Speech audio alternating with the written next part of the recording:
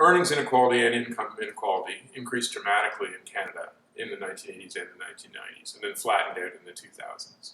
And part of our interest in this study is in asking whether education was a prime mover for that inequality pattern. One of the things we find is that it really wasn't.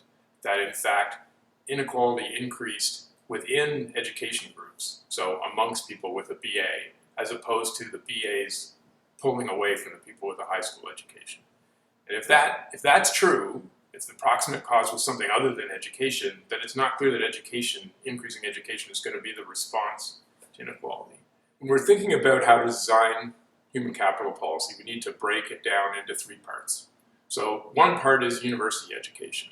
And there, one of the things we know is that going to university is strongly related to family income. If that was happening just because the low-income families were facing credit constraints, they just couldn't afford to go to school, then doing things like increasing the number of slots, reducing tuition, will fix that problem.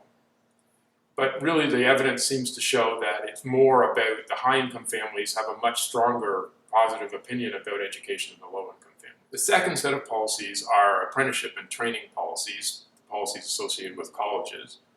Those are good in the sense that they're lower tuition and they're shorter term, so they're not as big an investment as required.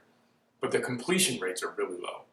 The policies that probably have more promise are the ones that are targeted at young children and adolescents.